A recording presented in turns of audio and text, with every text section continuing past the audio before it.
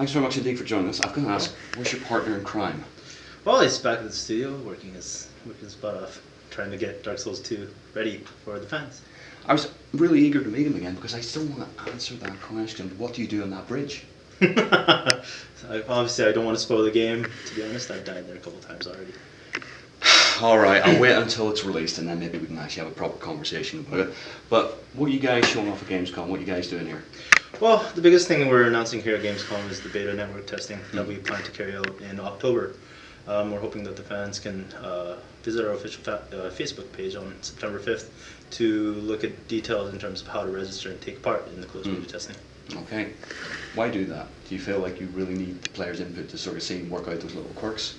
Well, it always helps. You know, we're always looking for fan feedback, just as reference in the back of our minds. But for Dark Souls 2, we want to make sure we do proper stress tests on the servers to make sure we clear out all the bugs, issues, so that we can deliver, you know, the best quality game, I guess, March next year. How long is that sort of testing period going to last for? Well, we plan to do 2 sessions on a worldwide level, one on October 5th and one on October 20th.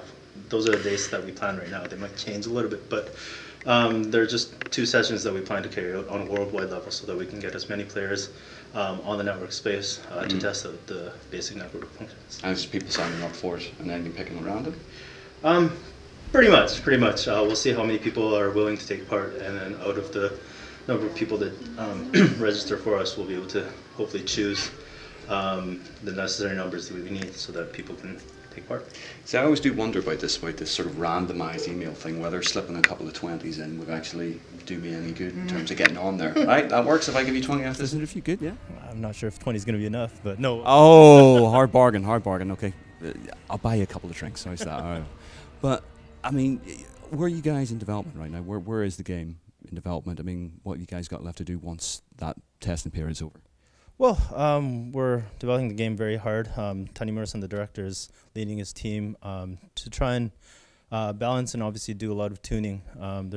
I've seen business parts of the game. I haven't seen the entire game completed yet, but I've had a lot of discussions with Tony Merson in terms of how he plans to balance and tune the game so that we do maintain or even surpass the challenge and difficult, but also make sure that players will be able to surpass the difficulties for that extra amount of sense of achievement and the emotional attachment in the game. We talk about Dark Souls as a franchise within the market. I mean, a few years ago you wouldn't imagine a game like this actually getting a sequel, and now it's one of those most anticipated games for next year. How do you guys perceive Dark Souls out, to the world?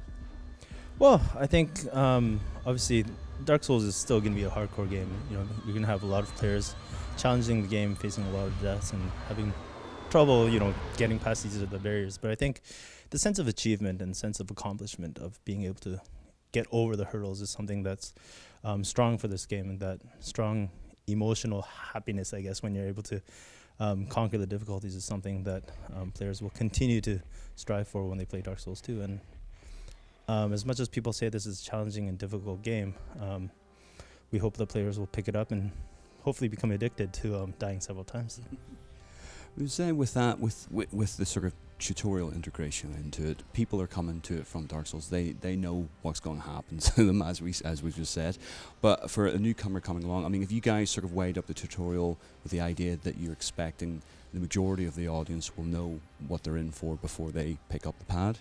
Well, I don't think Tony Merson, the director, is really planning on holding anybody's hand through a tutorial. I think the controls and the skill level you have to play the game we hope isn't that high. I think it's more from the learning and learning from your deaths, mistakes, paying attention, being cautious to everything that happens around you. That's the key to trying get past all the difficulties. So I don't think we need to teach people how to swing swords. I think it's just more how much you are always nervous and about the deaths and always understand all the dangers around you. And it's how much you pay attention, how careful you are, and how brave you are to try and not give up and try to keep taking that extra step forward that will help you become successful in the game. So hopefully even new players to the game will be able to challenge it. Is Dark Souls 2 a full stop or a new beginning for the franchise? Well, it's tough to say. You know, in terms of story, they're completely different. We don't expect players of Dark Souls to have to play Dark Souls 1. You know, people can start with Dark Souls 2, people can start with Dark Souls 1. Either or, I think Dark Souls 2 will be a great experience for everybody that tries to play it.